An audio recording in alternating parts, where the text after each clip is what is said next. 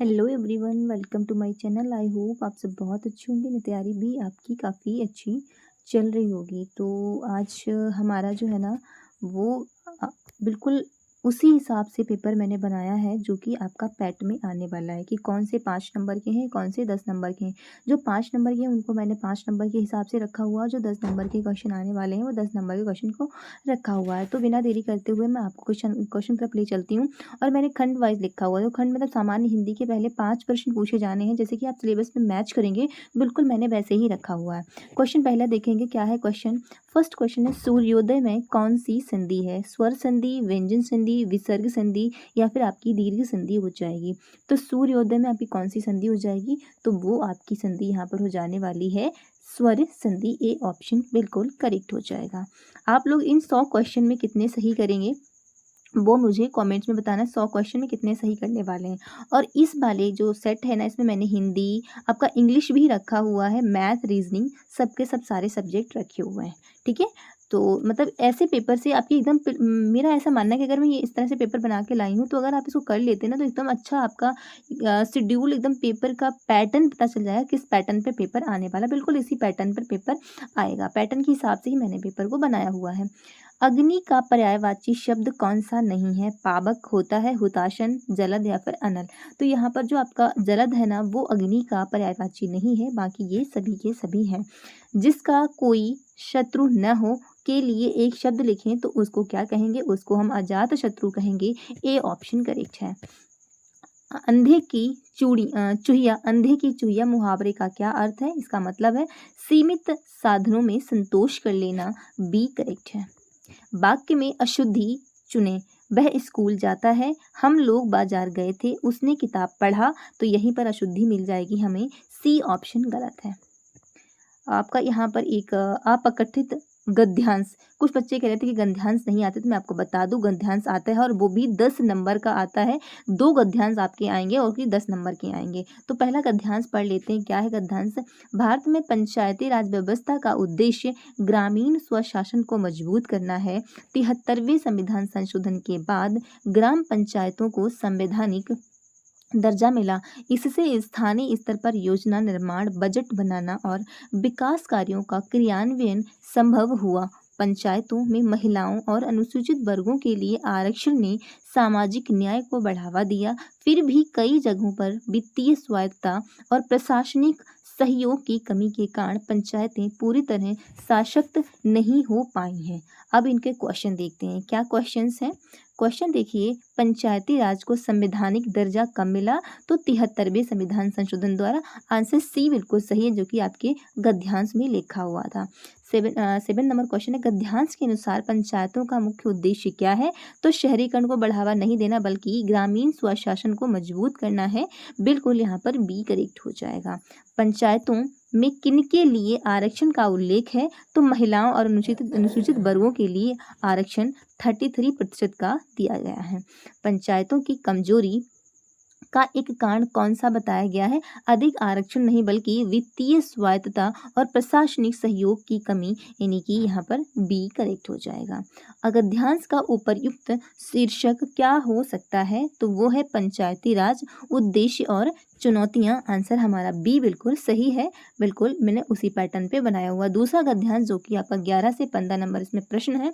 11 से 15 तक नहीं, 5 है। 2 गद्यांश आएंगे, 10 नंबर के आएंगे 10 क्वेश्चन। ठीक है।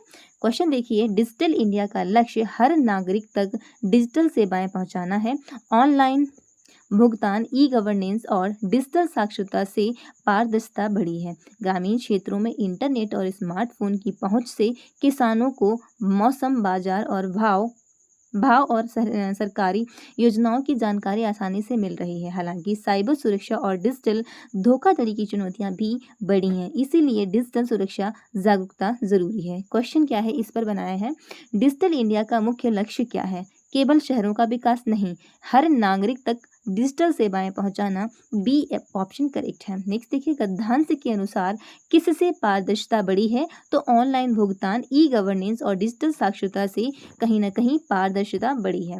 नेक्स्ट देखिए, किसानों को किसकी जानकारी आसानी से मिल रही है? तो मौसम, बाजार भाव और सरकारी योजनाओं की जानकारी किसानों को आसानी से मिल रही है। डिजिटल इंडिया के साथ कौन सी चुनौती बढ़ी है? तो सुरक्षा संबंधी और डिजिटल धोखाधड़ी जैसी चुनौतियां बढ़ गई हैं। ए ऑप्शन यहाँ पर करेक्ट है। गद्यांश का संदेश क्या है? तो डिजिटल इंडिया बंद हो जाना चाहिए। नहीं भाई, डिजिटल सुरक्षा जागरूकता होना जरूरी है, यानी कि बी ऑप्शन करेक्ट है। नेक्स्ट देखिए, खंड तीसरे में भारतीय इतिहास व राष्ट्रीय आंदोलन से 10 प्रश्नों को लिया गया है। तो यहाँ पर देखते हैं इन क्वेश्चंस को। सिंधु घाटी सभ्यता का प्रमुख बंदरगाह कौन सा था? क्वेश्चन नंबर 16 है, तो इसका आंसर आपका यहाँ पर लोथल हो जाएगा। सी ऑप्शन करेक्ट है। नेक्स्ट देखिए, वेदों की ओर लौटो का नारा किसने दिया था? तो स्वामी दयानंद सरस्वती ने ये नारा दिया था, वेदों की ओर लौटो। बौद्ध धर्म के संस्थापक किसे माना जाता है? तो बौद्ध धर्म के संस्थापक गौतम बुद्ध, यानी बी ऑप्शन करेक्ट है। 1857 के विद्रोह की शुरुआत कहाँ से हुई थी? दिल्ली से नहीं बल्कि मेरठ से हुई थी, यानी बी ऑप्शन यहाँ पर करेक्ट हो जाएगा। नेक्स्ट देखिए, स्वराज मेरा जन्म सिद्ध अधिकार है और मैं इसे लेकर रहूंगा, किसने कहा था? तो ये आपके बाल गंगाधर तिलक ने कहा है। अच्छा, एक आपसे कहना था कि इसमें 100 क्वेश्चन है। इन क्वेश्चन में आप कितने सही करेंगे मुझे कमेंट्स में बताना। आप इनमें कमेंट्स करके मुझे बताएंगे, आप खुद को अपना एनालाइज कर पाएंगे कि आपने कितने सही किए हैं। उस स्तर से आपकी तैयारी कैसी चल रही है, खुद को एनालाइज करने वाला, मतलब एक तरह से खुद को एनालाइज कर सकते हैं। ठीक है, क्वेश्चन कहता है कि दांडी यात्रा किस आंदोलन से शुरू हुई थी? तो वो आपकी सविनय अवज्ञा आंदोलन, यानी कि बी ऑप्शन करेक्ट है। अशोक के अभिलेख मुख्यतः किस लिपि में लिखे गए हैं? तो अशोक के अभिलेख आपके ब्राह्मी लिपि में लिखे गए, बी ऑप्शन करेक्ट है। गुप्त साम्राज्य के संस्थापक कौन थे? गुप्त साम्राज्य के संस्थापक आपके श्री गुप्त थे, सी ऑप्शन करेक्ट है। इनकलाब जिंदाबाद का नारा किसने दिया था? तो वो आपके भगत सिंह, यानी ए ऑप्शन करेक्ट है। 1942 के आंदोलन को क्या कहा जाता है? तो वो आपका क्विट इंडिया मूवमेंट कहते हैं 1942 के आंदोलन को। नेक्स्ट देखिए, खंड 4 है, इसमें भारतीय भूगोल के 5 प्रश्नों को लिया गया है, क्योंकि 5 प्रश्न ही भूगोल से आने हैं। भारत का सबसे लंबा नदी कौन सा है? भारत का सबसे लंबा नदी कौन सा है? तो गंगा हो जाएगी, यानी कि बी करेक्ट है। भारत की सबसे ऊंची चोटी कौन सी है? तो कौन सी आपकी भारत की सबसे ऊंची चोटी हो जाएगी? K2 गॉडविन, सी ऑप्शन करेक्ट हो जाएगा। छोटा नागपुर पठार किस राज्य में है? छोटा नागपुर पठार आपका झारखंड में है, बी ऑप्शन करेक्ट है। नेक्स्ट देखिए, भारत में मॉनसून की मुख्य दिशा क्या है? तो पश्चिम, दक्षिण पश्चिम, उत्तर पूर्व, यहाँ पर हमारा क्या हो जाएगा? तो इसका आंसर होना चाहिए हमारा बी, बिल्कुल हाँ सही हो जाएगा। भारत का कौन सा राज्य सबसे अधिक वन क्षेत्र वाला राज्य है? तो वो आपका मध्य प्रदेश में सबसे ज़्यादा वन क्षेत्र पाया जाता है, एरिया ऑफ फॉरेस्ट पाया जाता है। फिर हमारे इकोनॉमी के 5 क्वेश्चन आएंगे, इस प्रकार से देखते हैं। क्वेश्चन है, भारत की मिश्रित अर्थव्यवस्था का अर्थ क्या है? यहाँ पर सरकारी और निजी क्षेत्र दोनों ही काम करते हैं, सी ऑप्शन करेक्ट है। जीएसटी लागू होने की तिथि क्या है? 1 जुलाई 2017, B option is correct here. Bharat का केंद्रीय बैंक कौन सा है? तो केंद्रीय बैंक हमारा RBI है, reserve bank of India, B is correct है। गरीबी हटाओ का नारा किस पंचवर्षीय योजना से जुड़ा है? गरीबी हटाओ का नारा आपका 5वीं पंचवर्षीय योजना से जुड़ा है, यानी B option is correct. 35 number का है, भारत में सबसे अधिक रोजगार देने वाला क्षेत्र कौन सा है? तो वह सर्विस सेक्टर है, यानी कि यहाँ पर सी ऑप्शन आपका नहीं, सबसे ज़्यादा जो रोजगार देता है वो आपका कृषि देता है, तो यहाँ पर हमारा ए करेक्ट हो जाएगा। सर्विस सेक्टर में लिमिटेड लोग ही आते हैं। बात करते हैं हम भारतीय संविधान और लोक प्रशासन की, तो इसके 5 क्वेश्चन आएंगे, कुछ इस प्रकार के आएंगे। देखिए आप, भारतीय संविधान कब लागू हुआ? तो भारतीय संविधान हमारा लागू हुआ 26 जनवरी 1950, बी ऑप्शन करेक्ट है। संविधान का कौन सा अनुच्छेद समता का अधिकार देता है? तो 14 से 18 समता के अधिकार की बात करता है। भारत का महालेखा परीक्षक किसके द्वारा नियुक्त किया जाता है? तो राष्ट्रपति इनको नियुक्त करते हैं, comptroller and auditor general of India को। पंचायती राज व्यवस्था में संविधान की किस अनुसूची में है? पंचायती राज व्यवस्था में संविधान की किस अनुसूची में है? तो वो आपका 11वीं अनुसूची में पंचायती राज व्यवस्था को अनुसूचियों में रखा गया है। लोकसभा का कार्यकाल कितने वर्ष का होता है? 5 ईयर का होता है, आंसर बी इज करेक्ट है। अब हमारा सामान्य विज्ञान के भी क्वेश्चन पूछे जाएंगे, जो कि 5 प्रश्न आएंगे। कैसे आएंगे देखिए, प्रकाश संश्लेषण में पौधे कौन सी गैस छोड़ते हैं? तो कौन सी छोड़ते हैं? बताओ ऑक्सीजन को छोड़ते हैं या फिर कार्बन डाइऑक्साइड को छोड़ते हैं? तो वो ऑक्सीजन को छोड़ते हैं, जो कि हमारे लिए एकदम उपयुक्त होती है, लाभदायक होती है। हम लोग ऑक्सीजन नहीं तो लेते हैं। मानव शरीर की सबसे बड़ी ग्रंथि कौन सी है? तो मानव शरीर की सबसे बड़ी जो ग्रंथि होती है वो लीवर यानी कि यकृत होती है। बी ऑप्शन करेक्ट है। विद्युत धारा की इकाई क्या है? विद्युत धारा की इकाई आपकी एम्पियर हो जाएगी। बी ऑप्शन करेक्ट है। पानी का अधिकतम घनत्व किस तापमान पर निर्भर होता है? पानी का अधिकतम घनत्व किस तापमान पर होता है? तो वो आपका होता है 4 degree Celsius. B option correct. सौरमंडल का सबसे बड़ा ग्रह कौन सा है? सौरमंडल का सबसे बड़ा ग्रह आपका हो जाएगा यहाँ पर बृहस्पति। बी इज करेक्ट है। अब हमारे देखो मैथ के क्वेश्चन भी मैंने रखे हुए, अंकगणित के 5 क्वेश्चन आएंगे और कुछ इस प्रकार के आएंगे। आप लोग अपने हिसाब से सॉल्व करना, लेकिन मैं आपको इजी से इजी ट्रिक बताऊंगी कैसे सॉल्व करना है। क्वेश्चन है 46 नंबर का। 12.5% ऑफ 800 यानी कि 800 का 12.5% निकालना है। पहले तो बात आप बहुत आसानी से निकाल सकते हैं। अगर 800 का 12.5% मतलब उसका 1/4%, ठीक है, 1/4। तो अगर आप जैसे कि अगर 50% निकालेंगे तो 400 हो जाएगा, और इस 50 का भी आधा करेंगे तो 200 हो जाएगा, और 200 का भी आधा करेंगे तो 100 हो जाएगा। तो आंसर तो हमारा 100 आना है। लेकिन दूसरी तरीके से कैसे निकालेंगे? इन 2 जीरो से ये 2 जीरो हटा दो, परसेंट वाले 2 जीरो से 2 जीरो हटा देंगे। बचा हमारा क्या? 12.5 को हम 8 से मल्टीप्लाई कर देंगे।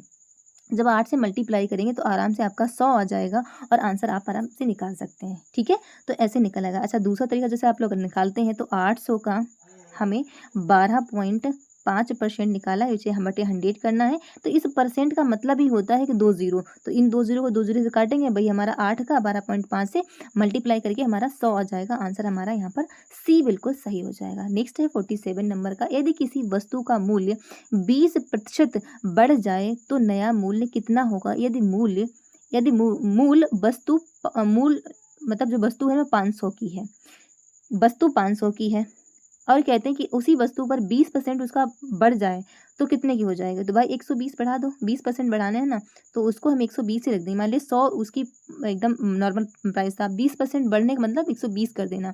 2 जीरो से 2 जीरो कैंसिल कर दो, पहले भी आप कैंसिल कर सकते थे ऐसे 0 0। तो 5 और 20 की मल्टीप्लाई कर सकते थे, क्योंकि हमने 120 बढ़ाना था, इसको एक आगे कर देते हैं। अब 120 को 5 में मल्टीप्लाई करेंगे तो कितना हो जाएगा? 5 जीरो का 0 0, 12 पंचे 60 यानी कि 600। आंसर आपका यहाँ पर आ जाएगा।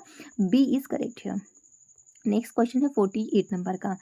3:4 इक्वल्स आपका x मान लीजिए इसको, ठीक है, अनुपात 20 में लुप्त संख्या ज्ञात कीजिए। ओके, तो 3x बटे अगर मैं 4 कर दूं, 4x बराबर x बटे 20 कर दूं, और x भी यहाँ पे क्यों रखूं, सीधे लिख देती हूँ ना, 3/4 बराबर x बटे हमें 20 निकालना है। तो 20 का मल्टीप्लाई इधर करेंगे कितना हो जाएगा? 20 3 60 बराबर 4x। 4x से 60 को काटेंगे, 4 एकन 4, 4 पंचे 20 यानी कि x बराबर हमारा 15 आ जाएगा। बी ऑप्शन करेक्ट हो जाएगा। नेक्स्ट क्वेश्चन देखिए। 1 से 50 तक की संख्याओं में कितनी अभाज्य संख्याएं होती हैं? अभाज्य संख्याएं कौन सी होती हैं? जो सिर्फ 1 से डिवाइड हो और अपने आप से यानी कि स्वयं से 1 से हो और अब स्वयं से डिवाइड हो। देखते हैं, एक तो है ना, एक एकन 1 से डिवाइड हो गई, ठीक है, और लेकिन दूसरा इसका यानी कि 2 चीज़ों से डिवाइड होनी चाहिए, स्वयं से डिवाइड होनी चाहिए। तो एक जो है ना तो अभाज्य होती है ना भाज्य होती है, उसको काउंट नहीं करेंगे हम। 2 से गिनेंगे, 2 हो गई, 3 हो गई, 5 हो गई, ये 7 हो गई, 11 हो गई, ये 17 हो गई, 19 हो गई, 23 हो गई, सारी आपकी अभाज्य संख्याएं हैं। तो 1 से 50 तक कितनी होती हैं? तो 15 होती हैं, आप खुद काउंट कर लेना। यहाँ पर हमारा बी बिल्कुल सी ऑप्शन करेक्ट हो जाएगा। नेक्स्ट क्वेश्चन है। एक ट्रेन 60 किलोमीटर प्रति घंटा की चाल से चल रही है, 3 घंटे में कितनी दूरी तय करेगी? आपको पता है, देखो यहाँ पर स्पीड दी गई है कितनी है? 60 किलोमीटर पर आवर, और टाइम कितना दिया गया है? 3 घंटे, और दूरी यानी कि डिस्टेंस निकालना है। तो आपको पता है दूरी बराबर चाल इंटू समय होता है, यानी कि चाल इंटू स्पीड इंटू टाइम होता है। दूरी हमें निकालनी, डिस्टेंस निकालना है। तो स्पीड हमें कितनी दी है? तो 60, स्पीड कितनी है? 60 है, और टाइम कितना है? तो वो हमारा 3 घंटे है। तो 60 इंटू 3, 3 कितने हो जाएंगे? 6 तियाँ 18, नहीं 6 के 6 6 18, हाँ बिल्कुल 180। तो दूरी कितनी उन्होंने तय करी है? 180 किलोमीटर, यानी कि सी ऑप्शन करेक्ट हो जाएगा। नेक्स्ट है आपका रीजनिंग के क्वेश्चन है, 5 क्वेश्चन आएंगे रीजनिंग के और कुछ इस प्रकार के होंगे, देखिए करते हैं। श्रृंखला पूरी करें। ओके, 2, 5, 10, 17। आप इनमें कुछ पैटर्न देखिए। 2 में अगर हम 3 जोड़ेंगे तो 5 हो जाएंगे, 5 में अगर 5 जोड़ेंगे तो 10 हो जाएंगे, और 10 में अगर 7 जोड़ेंगे तो 17 हो जाएंगे। इसका मतलब देखिए 3, 5, 7, इसके मतलब अब हमें क्या जोड़ना चाहिए बताओ। तो हम अगर अपना 11 जोड़ें या फिर 9 जोड़ें, तो 9 जोड़ के देखते हैं। 9 जोड़ेंगे तो कितना आएगा, 17 और 3, 17 और 3 20, 20 और 6 26। हाँ बिल्कुल 9 ही जोड़ेंगे, क्योंकि यहाँ पर संख्याएं आपकी 3, 5, 7, 9 यानी कि 26। सी ऑप्शन मिल गया हमें, सी इज करेक्ट है। नेक्स्ट क्वेश्चन देखिए, फिर हमारा क्वेश्चन है रीजनिंग का। यदि कैट को DBU लिखा जाता है तो डॉग को क्या लिखा जाएगा। देखो सी के बाद एक बढ़ाएगा तो CD हो गया, AB हो गया, TU हो गया, टी के बाद यू आता है, एक नंबर बढ़ा है यानी कि DE के बाद क्या आना चाहिए, E आना चाहिए। ओके, O के बाद P आना चाहिए, G के बाद H आना चाहिए। तो EPH ए ऑप्शन हमारा यहाँ पर करेक्ट हो जाएगा। नेक्स्ट 53 नंबर क्वेश्चन है। A B का भाई है। A जो है ना मतलब भाई है, प्लस का निशान लगा दीजिए, किसका है, B का है। B C की बेटी है। B जो है ना वो एक बेटी है, किसकी है, C की। C की बेटी के लिए मतलब लड़की के लिए हमने माइनस का लगाया। अगर B C की बेटी है और B का भाई A है तो इसका मतलब C के दोनों बच्चे हो गए। B बेटी हो गई, A इसका बेटा हो गया। पूछा क्या गया है, तो A C का क्या है, A जो है ना वो C का कौन लगता है, तो पुत्र होगा। यहाँ पर B option sorry A option सही हो जाएगा। नेक्स्ट देखिए, यदि आज सोमवार है, ठीक है, तो 61वें दिन बाद कौन सा दिन होगा। 61 को आपको पता है एक हफ्ते में 8 दिन बाद वही दिन वापस आता है। अगर आज सोमवार है तो अगर आप आज से 8 दिन बाद देखेंगे, 8वें दिन सोमवार ही पड़ेगा। तो 61 को हम 8 से डिवाइड कर देंगे, 8 अट्ठे 64 हो जाएगा, 8 पंचे 56 होता है, 8 पंचे 56 यानी कि 56वें दिन सोमवार होगा। आज सोमवार है तो आज से 56वें दिन भी सोमवार होगा। लेकिन अब फिर हमारे पास दिन कितने बचे कि 8 अट्ठे 64 कर देंगे तो 51 से ज़्यादा पड़ जाएगा जाके, क्योंकि फिर तो 64वें दिन सोमवार पड़ेगा जाके। तो हम यहीं से देखते हैं, अब हमारे पास दिन कितने बचे 51 के लिए, 56, 57, 58, 59, 60, 61 यानी कि 5 दिन बचे हैं। तो 5 दिन बाद दिन देखते हैं, सोमवार के बाद अगर 56वें दिन सोमवार था, यहाँ पर भी सोमवार होगा, तो यहाँ पर मंगल होगा, बुध होगा, बृहस्पति होगा, शुक्र यानी कि शनिवार होना चाहिए 61वें दिन। तो यहाँ पर देखिए बी ऑप्शन हमारा निकल के आ गया, शनिवार हो जाएगा। नेक्स्ट देखिए, 5 दोस्त उत्तर की ओर मुंह करके खड़े हैं, कर लेते हैं इनका उत्तर की ओर मुंह अगर करेंगे तो यहाँ पर इनका ये तो बायां हो जाएगा और ये इनका दायां हो जाएगा। ठीक है, A B के दाईं ओर है। अगर मैं कहूँ A जो है ना B के, अगर मैं B यहाँ बैठा दूँ तो B के दाईं ओर जाएगा A, तो मैंने ये यहाँ बैठा दिया क्योंकि दाईं ओर जो है ना A। ओके, फिर कहता है C A के दाईं ओर है, C जो है ना वो A के दाईं ओर है, यहाँ पर आ जाएगा। बीच में कौन है, तो B और C के बीच में तो हमारे पास A ही है और किसी का डाटा ही नहीं दिया गया है, तो इसके मतलब A ही लगा देंगे। आंसर हमारा A सही हो जाएगा, पहला सही हो जाएगा। अब हमारे इंग्लिश के क्वेश्चन आ गए हैं 5, इनको देखने क्योंकि इंग्लिश के भी इस बार आपके आने हैं 5 नंबर के।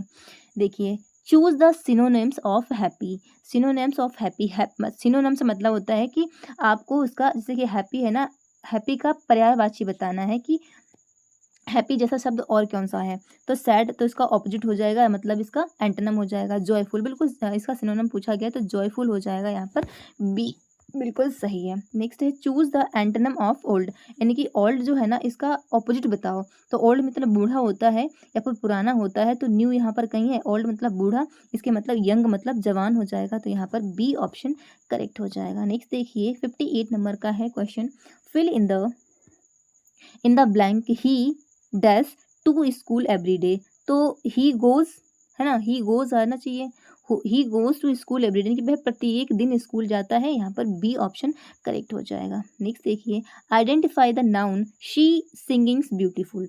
तो शी सिंगिंग्स ब्यूटीफुल, यहाँ पर आइडेंटिफाई करना है नाउन। नाउन क्या है, तो शी मतलब वह कोई लड़की होगी ना, तो यहाँ पर वही जो है ना वो एक आइडेंटिफाइड वो नाउन है, यहाँ पर नाम है मतलब। ठीक है, चूज द करेक्ट स्पेलिंग।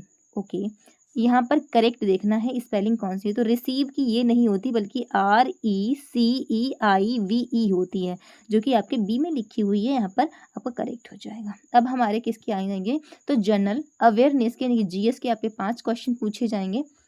देखते हैं, भारत का राष्ट्रीय पशु कौन सा है, तो भारत का राष्ट्रीय पशु हमारा वाघ हो जाएगा, ए ऑप्शन करेक्ट है।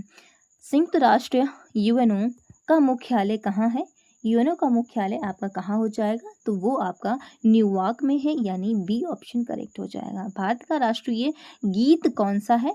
भारत का राष्ट्रीय गीत आपको पता होना चाहिए, Vande Mataram. B option correct है। ओलंपिक 2024 कहाँ आयोजित हुआ था? ओलंपिक 2024 आपका पेरिस में हुआ था, सो बी ऑप्शन यहाँ पर बिल्कुल करेक्ट है। भारत की सबसे लंबी भारत में बहने वाला हिस्सा कौन सी मानी जाती है? तो वो हमारी गंगा ही है। 65 यहाँ पर आपका करेक्ट हो जाएगा। नेक्स्ट क्वेश्चन देखिए, करंट अफेयर्स के 10 आएंगे। करंट अफेयर्स बहुत मतलब बड़ा नंबर है, इसका 10 क्वेश्चन आएंगे। 2025 से 26 में भारत के केंद्रीय बजट में किस क्षेत्र पर विशेष जोर दिया गया? क्वेश्चन इंपॉर्टेंट है, आप याद रखिए। तो सबसे ज़्यादा क्षेत्र जो का विशेष जोर जो है ना वो कृषि, इंफ्रास्ट्रक्चर और डिजिटल इंडिया पर दिया जाएगा। सो आंसर हमारा बी यहाँ पर करेक्ट हो जाएगा। नेक्स्ट देखिए, 2025 में भारत ने किस अंतर्राष्ट्रीय मंच पर G20 की अध्यक्षता की? तो हमने 2023 में की थी। आंसर ए इज करेक्ट है। 2025 से 26 में भारत की अंतरिक्ष संबंधी प्रमुख उपलब्धि किससे जुड़ी मानी जा रही है? तो किससे जुड़ी मानी जा रही? वो हमारी चंद्रयान 3 के बाद आगे के जो मिशन है उन पर हमारी उपलब्धि मानी जा रही है। 2025 में भारत ने किस पड़ोसी देश के साथ सीमा सहयोग समझौते पर जोर दिया? तो हमने किस पर जोर दिया है? बांग्लादेश के साथ। बी इज करेक्ट है। 2025-26 में भारत में किस डिजिटल भुगतान प्लेटफॉर्म का विस्तार सबसे अधिक रहा? तो किसका रहा? वो आपका यूपीआई एंड डिजिटल वॉलेट का रहा। B is correct. 2025 में विश्व स्वास्थ्य संगठन WHO ने किस वैश्विक चुनौती पर विशेष ध्यान दिया? तो उन्होंने महामारी तैयारी और टीकाकरण पर अत्यधिक जोर दिया। 2025-26 में भारत में किस नवीनीकरण ऊर्जा स्रोत पर सबसे अधिक फोकस किया गया? तो हमने सौर ऊर्जा पर सबसे ज़्यादा फोकस किया। क्वेश्चंस को आप याद रखिएगा। 73 नंबर का है, 2025 में भारत ने किस अंतर्राष्ट्रीय खेल आयोजन में अच्छा प्रदर्शन किया? तो सबसे ज़्यादा खेल जो प्रदर्शन हमने किया है वो एशियाई खेल और कॉमनवेल्थ में। नेक्स्ट है 25-26 में भारत सरकार ने किस सामाजिक सुरक्षा योजना का विस्तार किया? तो हमने किसका विस्तार किया? प्रधानमंत्री जनधन योजना, प्रधानमंत्री किसान सम्मान निधि जैसे कार्यक्रमों पर अत्यधिक जोर दिया। 2025 में संयुक्त राष्ट्र जलवायु शिखर सम्मेलन का मुख्यालय एजेंडा क्या रहा? तो एजेंडा उसका जलवायु वित्त, उत्सर्जन कटौती और अनुकूलता पर रहा। बी ऑप्शन करेक्ट है। अब हमारा यूपी की जीके से क्वेश्चन 15 है, क्योंकि 20 आने 5 मैंने ऊपर करवा दिए हैं। उत्तर प्रदेश की राजधानी कौन सी है? तो वो लखनऊ हो जाएगी। यहाँ पर बी आपका बिल्कुल सही हो जाएगा। उत्तर प्रदेश का सबसे बड़ा शहर जनसंख्या के आधार पर कौन सा है? तो कौन सा हो जाएगा? आपका कानपुर हो जाएगा जनसंख्या के आधार पर सबसे बड़ा शहर। उत्तर प्रदेश में कुल कितने जिले हैं? नवीनतम अभी जो नया आंकड़ा है उसके हिसाब से उत्तर प्रदेश में कितने डिस्ट्रिक्ट हैं? पहले 75 हुआ करते थे, अब कितने हो गए हैं? तो वो भी अभी 75 ही हैं, क्योंकि अभी जो है ना उसको रेटिफिकेशन नहीं मिला, जो कि 76वें नंबर का बन चुका है। उत्तर प्रदेश का राज्य पक्षी कौन सा है? तो वो आपका सारस या फिर सारस क्रेन इसको कहा जाता है। उत्तर प्रदेश में गंगा नदी किन शहरों से होकर बहती है? तो किन शहरों से? कानपुर, प्रयागराज और बनारस से होकर बहती है। इसके मतलब यहाँ पर बी हमारा करेक्ट हो जाएगा। उत्तर प्रदेश का प्रमुख त्योहार कौन सा माना जाता है? तो प्रमुख त्योहार आपका हो जाता है दीपावली, रामलीला, या जो कि अयोध्या केंद्रित है। उत्तर प्रदेश में एक जनपद एक उत्पाद ODOP योजना का मुख्य उद्देश्य क्या है? इसका उद्देश्य है कि स्थानीय उत्पादों को बढ़ावा देना। ये स्कीम उत्तर प्रदेश में चलाई जा रही स्थानीय उत्पादों को बढ़ावा देने के लिए। उत्तर प्रदेश का कौन सा शहर इस्पात नगरी कहलाता है? तो वो आपका कानपुर जो है ना वो इस्पात नगरी कहलाता है। इसके मतलब यहाँ पर बी करेक्ट हो जाएगा। उत्तर प्रदेश में कौन सा स्थल यूनेस्को विश्व धरोहर में रखा हुआ है? ताजमहल जो कि आगरा का है वो यूनेस्को विश्व धरोहर में स्थित रखा है वहाँ पे।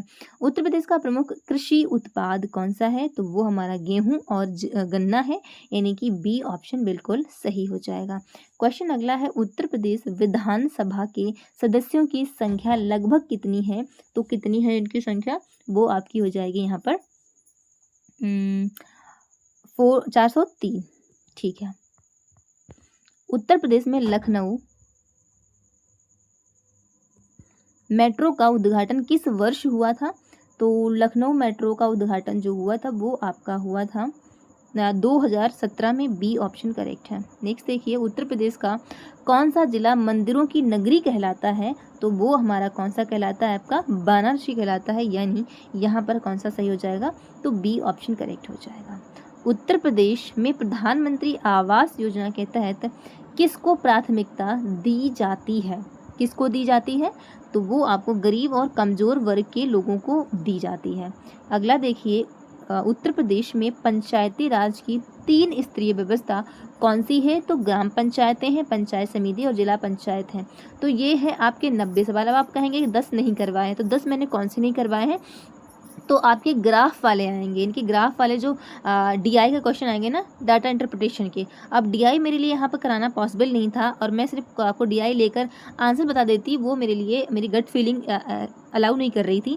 तो इस वजह से मैंने 10 नंबर की डीआई आपकी छोड़ दी है और बाकी सारे मैंने क्वेश्चन करवा दिए हैं। इसी पैटर्न पर आपका पेपर आएगा। तो अगर आप इसको कर लेते हैं ना, तो आपको जब एग्ज़ाम में बैठेंगे और पेपर देखेंगे तो आपको मतलब देखा देखा सा लगेगा कि हाँ, मैंने इस पैटर्न पर पेपर तो सॉल्व किया हुआ है, इस पैटर्न पर पहले से ही मैंने कुछ पेपर्स को सॉल्व कर लिया है, तो मेरे लिए नया कुछ नहीं है, ये तो मैं कर सकता हूँ आसानी से, ऐसा ही एग्ज़ाम में आपको फील होगा। इसी वजह से मैंने बिल्कुल उसी पैटर्न पर इस एग्ज़ाम पेपर, इस पूरे लेक्चर को जो है ना वो तैयार किया हुआ है, ताकि आपको कुछ भी अलग ना लगे, बिल्कुल आपको ऐसा लगे कि आपने ऐसा किया हुआ है, कुछ भी यूनिक नहीं, कुछ भी डिफरेंट नहीं है। This is solved also. So thank you guys, आपका यहाँ तक सपोर्ट करने के लिए। बाकी सपोर्ट करते रहें, मैं आपके लिए बहुत अच्छे अलग अलग से बहुत अच्छी प्रैक्टिस करवा दूंगी। जब तक आपका एग्ज़ाम होगा एकदम सेटिस्फाइड हो जाएंगे यहाँ से। तो thank you, all the best guys, thank you.